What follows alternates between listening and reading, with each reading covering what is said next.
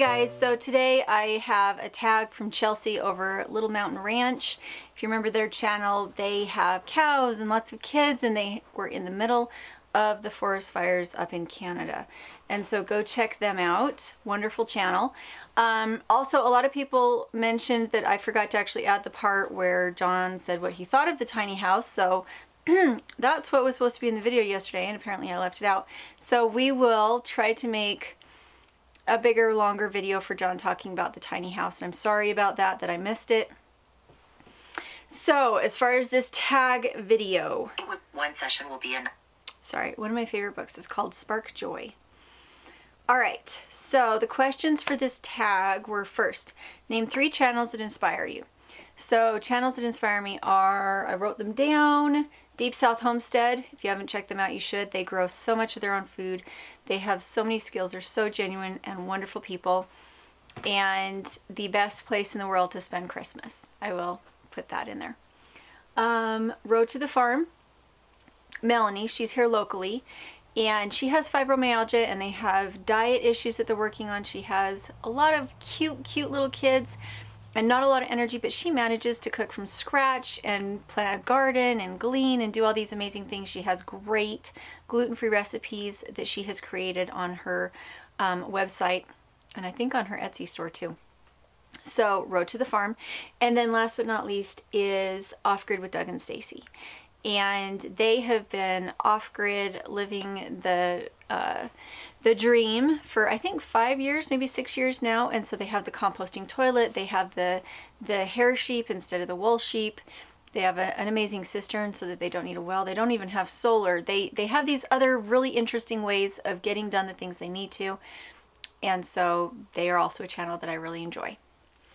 So let's see, next one, 3 things that you're good at. Okay, so you guys have probably already seen the videos. I'm good at spinning. I love fiberworks, especially in the winter when I'd rather be inside than outside.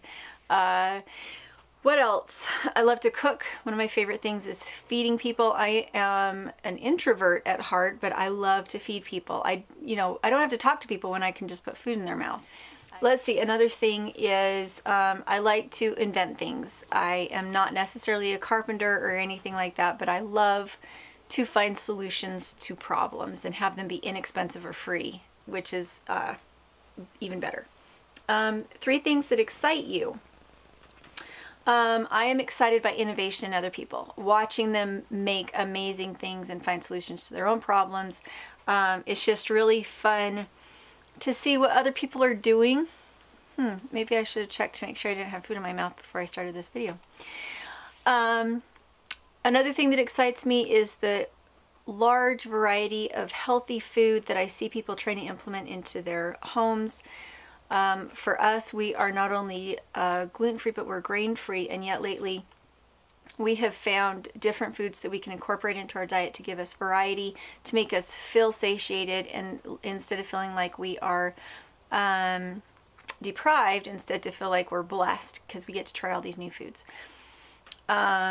Let's see, another thing that excites me is permaculture. I love permaculture because it feels like you can take garbage or wasteland and turn it into something beautiful that feeds you and your family and makes the world a better place.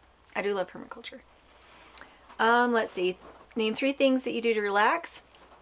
I love to read, and I love to spin. Spinning is definitely a huge relaxer for me. I actually have at times taken a little bit of a drop spindle to church with me because I get anxious around large groups of people. And so having something like that to do with my hands helps me relax. The last thing is nap. I do like to nap. If I've had a long day, I wear a lot of different hats with what I do in a day, and so sometimes I will actually lay down and take a little nap and then just stay up later at night to get my work done once the kids are in bed. Was that 3? I think that was 3. Okay, tag 5 other channels. So channels I would like to tag are Essential Mountain Homestead, the Honeydew Carpenter, Arms Family Homestead. Oh, they're down in Preston. Why? I have such a struggle. We have Willow Creek Homestead, and we also have Swamp Creek Cabin. There we go. Those are all channels that I don't think have done that tag, but I'm not sure.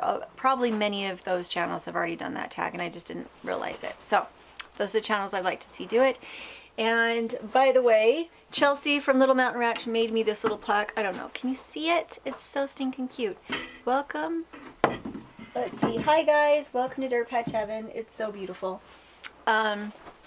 So I don't do very many tag videos, but Chelsea did ask, and so I did it, even if I'm 3 weeks late. So watch for that video. I will try to get it up tomorrow, where John and I actually sit down and have an in-depth discussion about what he thinks of the little house. In Oklahoma, he's actually living in a little house as well. It's only about 100 square feet bigger than this one, but he is on grid. And I have changed so much in the little house since he was here last that I do think it deserves its own video. I wanted to make sure to get in all the clips of him arriving and our first day after he was here and some of the fun projects we were doing. And yet I did manage to leave out the one clip where he mentioned something about what he thinks of the little house. So we'll make a new one, a longer one, a bigger one that goes more into depth about things like how much does it cost to live in a little house? Is it any cheaper? Whether or not it's doable to live in a little house when you have an actual family instead of being single. And if he thinks that it's easier to live in it now that I've changed some of these things, what he thinks about everything, like the wood burning stove. So make sure to tune in for that, and we'll talk to you later.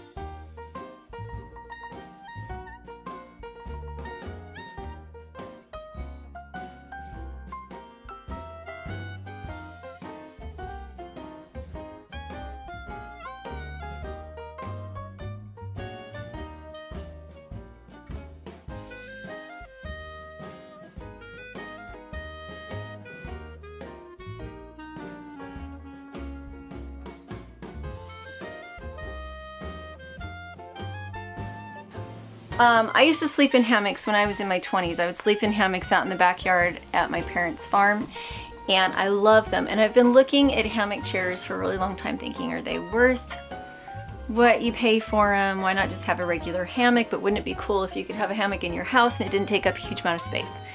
So what it has turned into is a really fun trapeze, fun light swinging. There's no like gymnastics going on, but the kids, they do like to swing on it quite exuberantly in here. It is hung from the center beam on the strap that is advertised by the same company that makes these. This was sent to us. We get sent a lot of stuff.